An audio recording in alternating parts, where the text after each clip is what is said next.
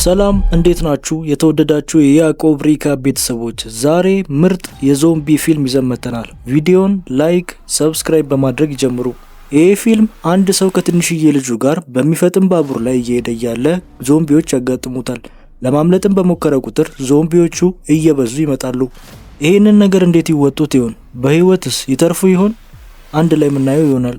ይሄ ሰው ው ይባላል። በቅርቡ ፍቺ ፈጽሟል። በዚህ ቢሮ ውስጥም ፋይናንስ ማናጀር ነው። ስራ ስለሚበዛበት ለትንሽዬ ልጁ ጊዜ መስጠት አልቻለም።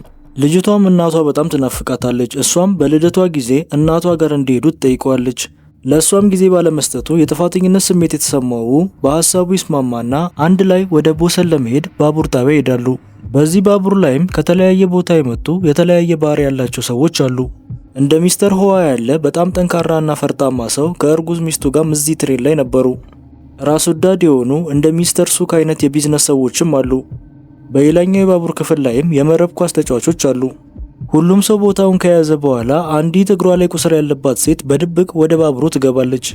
የባቡር ላይ አስተናጓጇም ሁኔታዋ ለየት ስላለባትና ግራ ስለገባት ሁኔታውን ለማሳወቅ ትሞክራለች። ወደ አስተናጋጇም ስትጠጋ ትወድቃለች። እሷም ምን ሆና ነው ብላ ስትጠጋት ትጠመጠምባትና ታጠቃታለች። ይሄ ነገርም ባቡሩ ስላሉት ሰዎች ትልቅ ረብሻ ይፈጥራል። አስተናጋጇም ከደቂቃዎች በኋላ ወደ ዞምቢነት ትቀየራለች። እነሱም ሁለት ሆነው እዛ ውስጥ ያሉትን ተሳፋሪዎች ሁሉ ማጥቃት ይጀምራሉ። በሌላኛው የባቡር ክፍል ውስጥ ሚስተር ዉ ሽንት ቤት ብላ የሄዳችውን ልጁን እየፈለገ ነበር። ወደ ሌላኛውም የባቡር ክፍል ሲመለከት ለየት ያለ ነገር ያያል። ሰዎች ሁሉ እየደነገጡና እየጮሁ ወደ ሌላኛው የባቡር ክፍል እየሮጡ ነበረ። ከኋላቸውም ብዙ ዞምቢዎች እየተከተሏቸው ነበር። ሚስተር ቡም ሁኔታውን ሲረዳ ቶሎ ብሎ ልጁን ይዞ ወደ ሌላኛው የባቡር ክፍል ይዞ ይሮጣል። ይሄ ሁሉ የዞምቢ በሽታዎች እየተካሄደ እያለ ባቡሩ ግን በፍጥነት እየተጓዘ ነበር። ባቡሩም በቀጣይ መቆሚያ ላይ ወታደሮች እንዳሉና ነገሮች ሰላም እንደሆነ ስለተነገረው እዛ ላይ ይቆማል። ሚስተር ቡ እና ሌሎች ደህና የሆኑ ተሳፋሪዎችም ከባቡሩ ይወርዳሉ። እነሱም እዛ ያሉ ወታደሮች ይቀበሉናል ብለው እየጠበቁ ነበር። ነገር ግን ያገኙት ነገር ቢኖር ሁሉም ወታደሮች ተቀይረው ጭራሽ እነሱን ለማጥቃት እየመጡ ነበር። ተሳፋሪዎቹም በተቻላቸው ፍጥነት እየሮጡ ወደ ባቡሩ ለመመለስ ይሞክራሉ። ነገር ግን በመንገድ ላይ አንዳንዶቹ በዞምቢዎቹ ጥቃት ይደርስባቸዋል። ካፕቴኑም ቀጥታ ወደ ቦሱን መንዳት ይጀምራል። በዛም ጊዜ ቦሱን ላይ ኳራንቲ እያዘጋጁ እንደሆነ ይሰማሉ። ባቡሩን መንቀሳቀስ በጀመረበት ጊዜ ፊት ለፊት የባቡር ክፍሉ ላይ ያሉ ሰዎች ምንም ሳይነካቸው ባቡር ውስጥ ገብተው ነበር። ነገር ግን እነ ሚስተር ዉ አሁንም ባቡሩ ላይ ለመግባትና ከወታደሮቹ ለመሸሽ እየተፋሉ። እነሱም እንደምንም ከዞምቢዎች ጋር ተፋልመው በመጨረሻ ሰዓት ባቡሩ ላይ ይወጣሉ። ነገር ግን ሚስተር ዉ ባቡሩ ላይ ቢወጣም ከልጁ ጋር ግን በተለያየ የባቡር ክፍሉ ላይ ነበሩ። ሚስተር ዉ፣ ሚስተር ሆዋ እና ከባስኬትቦል ተጫዋቾች ቲም የተረፈው ብቸኛው ልጅ 9ኛው የባቡር ክፍል ላይ ነበሩ። ነገር ግን የሚስተር ሆዋ እርጉዝ ሚስትና የሚስተር ዉ ልጅ 13ኛው የባቡር ክፍል ላይ ነበሩ። በመሃላቸውም ሌሎች ዞምቢዎች ነበሩ። እነሱም ድምጻቸውን አጥፍተው ሽንት ቤት ውስጥ መደበቅ ይጀምራሉ። ነገር ግን እነዚህ ዞምቢዎች በጣም ብዙ ስለሆኑ ከዛ ቦታ ለማምለጥ ይወስናሉ። ባቡሩም በአንድ ዋሻ ውስጥ ሲያልፍ እዛ ውስጥ ያሉ ዞምቢዎች ቀስ ብለው መሄድና የተለያየ ባህሪ ማሳየት ይጀምራሉ። በዚህ ጊዜ ዞምቢዎቹ በጨለማ እንደማይመለከቱ የገባቸው እነ ሚስተር ዉ ይህንን አጋጣሚ በመጠቀም ያለምንም ድብድብ ወደ ሌላኛው የባቡር ክፍል ይደርሳሉ። ሚስተር ቡም ልክ ልጁን ሲያገኝ ትልቅ ደስታ ይሰማዋል። ሚስተር ሆዋም እርጉዝ ሚስቱን ሲያገኝ ደስታው ተጨማሪ ይሆናል። ወደ አስተማማኙ የባቡር ክፍል ለመድረስ መሃላቸው ብዙ ዞምቢዎች እንዳሉ ይረዳሉ። ነገር ግን እነዚህን ሁላ ዞምቢዎች አንድ በአንድ መፋለም እጅግ ከባድ እንደሆነ ይረዳሉ። እንዴትስ ይህንን ነገር ማለፍ እንዳለባቸውና በህይወት መቆየት እንዳለባቸው ግራ ይገባቸዋል። እነሱም ባቡሩ በዋሻ ውስጥ እስኪያልፍ ይጠብቁና እቃ ማስቀመጫው ላይ በላይኛው በኩል ቀስ ብለው መንፋቆቅ ይጀምራሉ። በመጀመሪያ እቅዳቸው በጣም ጥሩ እየሄደ ነበረ፣ አንድ ሽማግሌ ከእቃው ማስቀመጫ ላይ እስኪወድቅ ድረስ። ሚስተር ዉም ሊያግዘው ይሄዳል። ነገር ግን ባቡሩ ከዋሻ ውስጥ እያለፈ ነበረ። በዛ ጊዜ ብርሃን ሲሆን ዞምቢዎቹ ማየት ይጀምራሉ። እነሱም የእነሱ ወጥመድ ውስጥ ይወድቃሉ። ሽማግሌውም ሳያውቅ የመጠጥ እቃ ይረግጣል። በዚህ ጊዜ ነገሮች መባባስ ይጀምራሉ። ዞምቢዎቹም በጣም ኃይለኛ የሆኑና ወደ እነሱ መምጣት ይጀምራሉ። እነሱም እንደምንም ፈጥነው ከዛ ለማምለጥ ይሞክራሉ። በሩንም ሚስተር ሆዋ ይዘጋል። ነገር ግን መሃል ላይ ዞምቢ ይገባበትና በሩ አልዘጋም ይለዋል። ወደ አስተማማኙም የባቡር ክፍል የሚወስደው በር ተዘግቶ ነበርና እሱም እየታገሉ ነበረ። በሩ ግን ሆን ተብሎ በሙሰኛው ሰውዬ ተይዞ ነበረ። በዚህ በኩል ያለውን በር ለመስበር እየታገሉ እያለ ሚስተር ሆዋን ዞምቢዎቹ ስለበዙበት እርዳታ ይጠይቃቸዋል። በዛም ጊዜ ሚስተር ሁ ይጠጋና ዞምቢዎቹን መቀጥቀጥ ይጀምራል። በዚህ መሃልም ሚስተር ዉ እጁን ይነክሱታል። ከደቂቃዎችም በኋላ እሱ ወደ ዞምቢ መቀየሩ አይቀርም።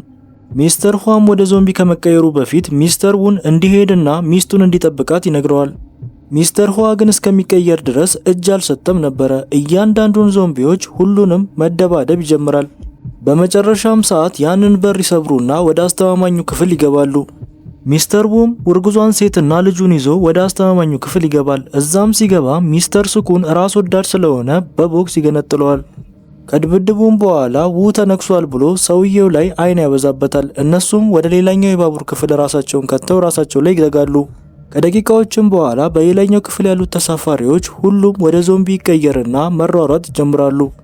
እነ ሚስተሩም በተፈጠረው ነገር በጣም ይደነግጣሉ። ነገር ግን ማን ጤነኛ ሆኖ እንደገባና አሁን ወደ ዞምቢ እንደተቀየረ ማወቅ አልቻሉም።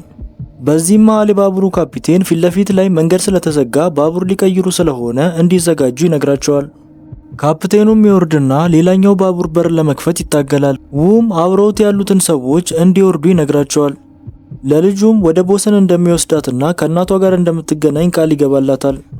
ካፒቴኑም ከብዙ ፍለጋ በኋላ ባዶ የሆነ ባቡር ያገኛል። እነ ሚስተር ሁም ወደ ሌላኛው ባቡር ለመግባት ላይ እያሉ በመሃል አደጋ ይፈጠርና ሁለት ባቡሮች ይጋጫሉ። እንደ ድልም ሆኖ ሚስተር ዉ ልጁና እርጉዟ ሴት ምንም ሳይነካቸው በህይወት ይተርፋሉ። ሚስተር ውም እንደምንም ከባቡሩ ስር ይደርስና ሌሎች በህይወት ያሉትን ሰዎች ለመጎተት ያስባል። በዛም መሃል የባቡሩ መስታወት ይሰበርና ዞምቢዎች ከዛ ይወጣሉ። ሽማግሌውም እዛው ዞምቢዎች ይወድቁበትና ይሞታል።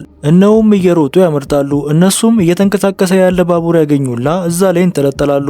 የሚንቀሳቀሰውንም ባቡር ያዩት ዞምቢዎቹ አንዱ ባንዱ ላይ እየተደራረበ ባቡሩ ላይ ለመውጣት ይሞክራል። ሚስተሩን በተቻለው አቅም ለማስለቀቅ ይሞክራል። ባቡሩን በጣም ፈጣን ስለነበረ ከዛ ጋር መጓዝ ስላልቻሉ ወደ ኋላ ይቀራሉ። እነዚህ ሶስቱም ከብዙ ጭንቀትና ከብዙ መከራ በኋላ ከዞምቢዎቹ ማባረር ይተርፋሉ።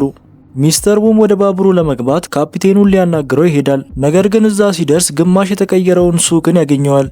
እንዴት ይሄ ሰውዬ እዚህ ሊገባ እንደቻለ ግራ ይገባል። እሱ ሌላኛው ክፍል ውስጥ ነበርና እዛው የሞተ ነበር የመሰለው። ሚስተር ዉም ሱክ እንዴት ሊተርፍ እንደቻለና ካፒቴኑ የት እንደሄደ በማሰብ ላይ እያለ ዞምቢዎቹ ባጠቁበት ሰዓት ሚስተር ሱክ ሽንት ቤት ውስጥ ነበረ። እሱም አስተናጋጁን ይወረውርና ራሱን አትርፎ ከባቡሩ ይወርዳል። በዛም ጊዜ እየሮጠ እያለ ባቡር ሀዲድ ላይ ይወድቃል። ካፒቴኑም ሊያድነው ሲመጣ ራስ ወዳድ ነበረና ካፒቴኑ ወደዛ ወርውሮ እሱ ባቡሩ ላይ ይወጣል።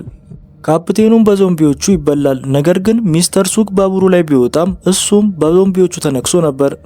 አሁን ላይ ሙሉ በሙሉ ወደ ዞምቢነት የተቀየረው ሚስተር ሱክ ሶስቱንም ለማጥቃት ይሞክራል።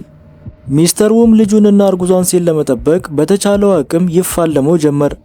ከእርጉዟም ሴት ሚስተር ሱክን በመጠበቅ ላይ እያለ በዛ ጊዜ ዉ እጁ ይነከሳል። ሚስተር ዉም ራሱን ከባቡሩ ጋር ያስርና ሰውየውን ከባቡሩ ላይ ይወረውረዋል። ሚስተር ዉም ልክ እንደተነከሰ ሲያቅ በፍጥነት ቶሎ ብሎ ባቡሩን እንዴት ማንቀሳቀስ እንዳለባቸው ይነግራቸዋል። የሚወዳትንም ልጅ ይሰናበትና በሩን ይዘጋባቸዋል። በመጨረሻም ሚስተር ዉ ወደ ዞምቢነት እየተቀየረ እያለ ልጁ የተወለደችበትን ቀን ያስታውሳል። በመጨረሻም ወደ ሙሉ ዞምቢነት እየተቀየረ ስለነበረ ራሱን ከባቡሩ ላይ ይጥላል። ሚስተር ሁዋ፣ ሚስተር ዉ እና ሽማግሌው ራሳቸውን መስዋዕት ስላደረጉ እርጉዟ ሴትና ልጅቷ በሰላም ወደ ቦታቸው ይደርሳሉ። ፊልሙን እንደወደዳችሁ ተስፋ አለኝ። ላይክ፣ ሰብስክራይብ ማድረግ አይረሳ። ሀሳባችሁንም በኮመንት አሳውቁኝ። ለምትወዱትም ሰው ሼር አድርጉለት። ቸር ቆዩ።